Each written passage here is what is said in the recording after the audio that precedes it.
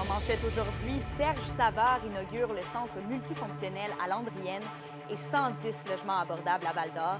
Le TVA Nouvelles commence maintenant.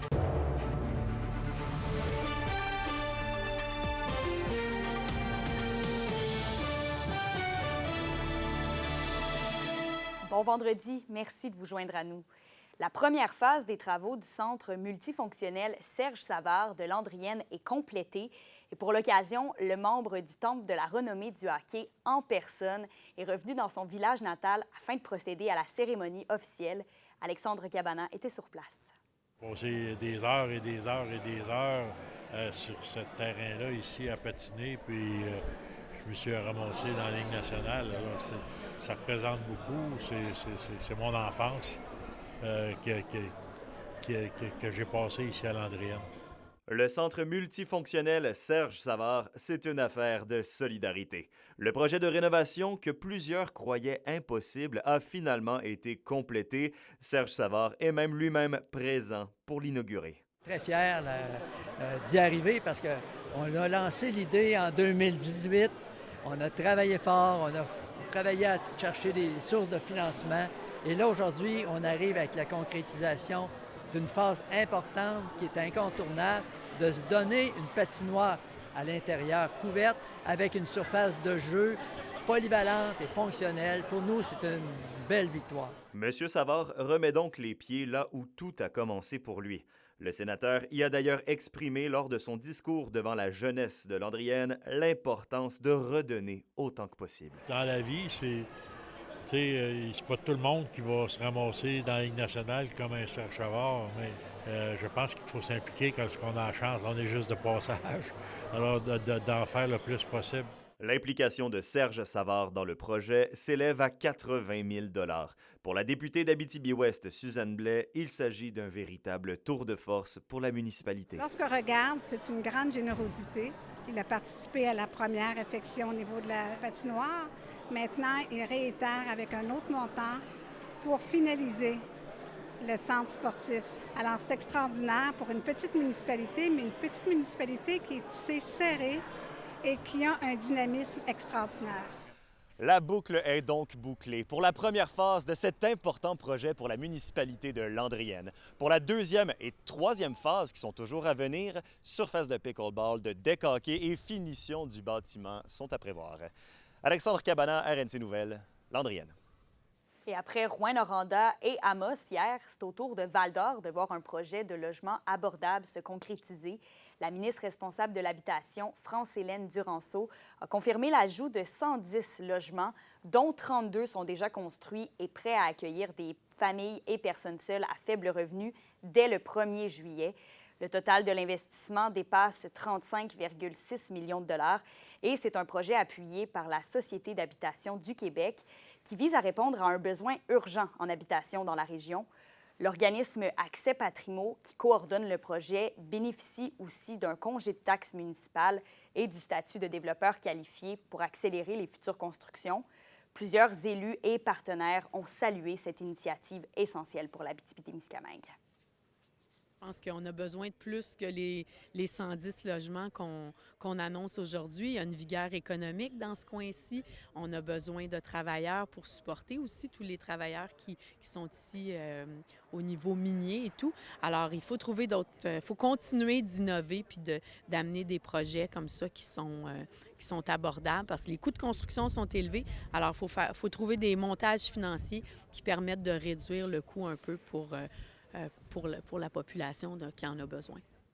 Et le club de moto HOG 9153 remettra cet après-midi des sommes d'argent à 2 institutions de Rouyn-Noranda, 10 000 $ au Centre de cancérologie et 5 000 $ à la Maison de soins palliatifs L'Envol. C'est donc un total de 15 000 $ qui a été amassé, donc un petit peu plus que ce que le club espérait. Maison de L'Envol, c'est qu'au cours de l'hiver, décembre et tout dernièrement, on a 2 membres qui sont décédés aux soins palliatifs. C'est pour ça qu'on tente de les aider aussi. Cette année, c'est 15 000 $ qu'on lui remet. L'année prochaine, le mouvement, on va tenter d'intensifier notre mouvement et de réussir à donner un montant encore plus grand aux 2 organismes. Et la MRC de Témiscamingue veut établir une façon de collaborer pour permettre l'abattage d'animaux de la région en Ontario pour ensuite vendre la viande au Québec. C'est à la suite de la fermeture de l'unique abattoir accrédité en Abitibi-Témiscamingue, DEPRA, qui était situé à Rouyn-Noranda. Les élus souhaitent donc que les gouvernements du Québec, de l'Ontario et du Canada améliorent les échanges interprovinciaux pour trouver une solution. La MRC souligne que l'absence d'un abattoir à proximité de la région a des impacts sanitaires et économiques sur le développement agroalimentaire du territoire.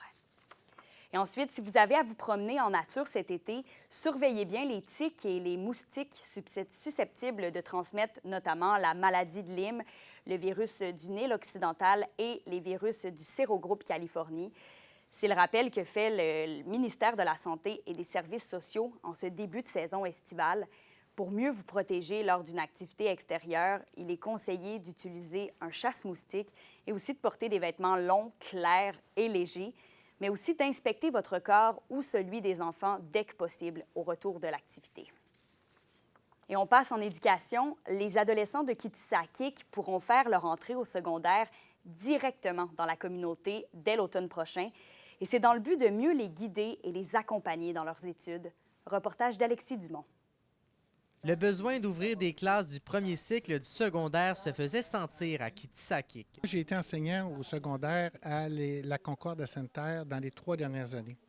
Et je les voyais arriver, les jeunes de Kitsakik, pas toujours prêts à entrer dans une école provinciale, si on veut. Alors, ça a été évident quand moi, on m'a engagé à la fin de l'année 2024. Ça a été un des premiers projets que j'ai travaillé. Les nombreuses heures de déplacement en autobus entre la communauté et les grandes villes ajoutaient une charge mentale aux élèves. Le besoin de limiter les transports est un élément essentiel dans cette réflexion. Le taux d'absentéisme au premier cycle du secondaire à Sainte-Terre est de 37 %. Le taux d'absentéisme des jeunes en 6e année ici est de 13 %. Alors, nous, on pense que s'ils n'ont pas 3 heures d'autobus à faire, s'ils font ça à l'intérieur de la communauté, dans leur culture, près de leur famille, on va être capable, et notre objectif la première année est de 15 %, on va être capable de faire passer un taux d'absentéisme du premier cycle du secondaire de 37 % à 15 %, juste le fait qu'on fait une éducation de proximité. Cory Charbonneau sera l'une des 2 enseignantes qui auront l'honneur d'enseigner à cette première cohorte de 8 élèves. Elle voit d'un bon œil l'arrivée du premier cycle du secondaire dès l'automne. C'est une victoire aussi parce que ça a été un long cheminement. Il n'y a pas si longtemps, les enfants vivaient pour la semaine à Val-d'Or, étaient ici les fins de semaine, puis après ça, ils ont fini par avoir, à force de travail, d'avoir une école primaire. Fait que c'est la suite de ce projet-là, d'avoir une école secondaire, puis les laisser grandir un peu, puis les préparer mieux à cette transition-là vers le milieu urbain. Même son de cloche du côté du conseil de bande qui, malgré les derniers mois difficiles, voit l'avenir de manière positive. On vise toujours que l'éducation de nos jeunes soit une priorité. Fait qu'on essaie d'être compétitif aussi pour justement amener d'autres personnes à venir enseigner ici. La rentrée scolaire sera prévue le 15 août prochain pour la première cohorte de secondaire 1 de l'histoire de Kitsakik. Alexis Dumont, RNC Nouvelles, Kitsakik. Le Tour de l'Abitibi a dévoilé la programmation de son édition 2025 qui aura lieu cet été entre le 11 et le 21 juillet. Au total, c'est 10 équipes féminines, dont 6 internationales, qui parcourront 293 km durant 4 jours de compétition. Et le volet masculin, lui, comprend 15 équipes, dont 8 qui proviennent de l'international. Ils vont parcourir, eux, 684 km. Et tout comme l'an dernier, c'est Val-d'Or qui sera la ville hôtesse pour cette 55e édition. Mais les cyclistes feront tout de même des arrêts à Rouyn-Noranda, Pressac, Malartic, Amos et aussi Sainte-Terre. Et au hockey, les 2 joueurs de la LNH originaires de la région, Nicolas Roy et Jérémy Lauzon, reviennent cette année avec la 2e édition de leur classique estival. Natifs d'Amos et de Val-d'Or, les 2 hockeyeurs ont remis 37 500 $ à la relève sportive d'Abitibi-Témiscamingue grâce à leur match bénéfice de l'an dernier. L'édition 2025 sera encore une fois du côté du centre sportif Desjardins d'Amos et opposera 2 équipes composées d'anciens joueurs professionnels de la région, mais aussi de la communauté d'affaires. La mise au jeu officielle aura lieu à 16h le samedi 12 juillet prochain. Il y a quelques différences. On va avoir une représentation de la communauté de Epikogan qui va jouer. On a des femmes joueuses de hockey aussi qui vont jouer. Puis on a quelques autres surprises qu'on ne dévoilera pas tout de suite, mais que dans les prochains jours, on devra faire l'annonce sur nos médias sociaux. Là. Quand j'étais jeune, j'en ai pu en profiter aussi du Fonds de l'athlète. Ça aide énormément de jeunes en région à vivre de leur passion, un petit peu ce qu'on a fait en grandissant. Donc, je pense que c'est vraiment une belle cause. Cette année aussi, on vise à redonner à une cause locale, c'est-à-dire on s'associe au Boulot Blanc à Amos.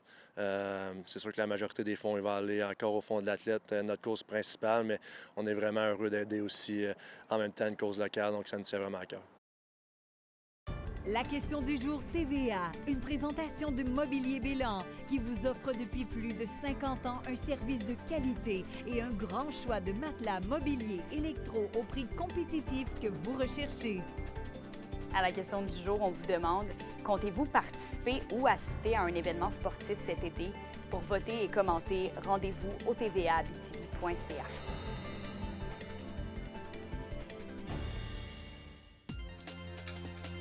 Pour une nouvelle importante à nous communiquer, contactez-nous, nouvelles au pluriel @rncmedia.ca, par téléphone au 1-866-463-4636 et notre site web tvaabitibi.ca.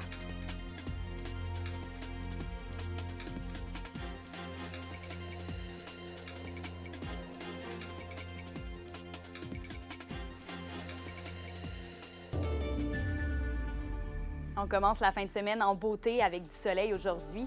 Il fera un maximum de 22 degrés Celsius en Abitibi et de 20 degrés au Témiscamingue.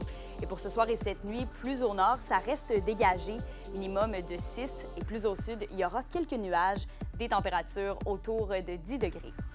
Un petit mot en terminant pour féliciter tous les élèves du primaire et du secondaire qui terminent l'école aujourd'hui dans la région et à tout le personnel scolaire aussi.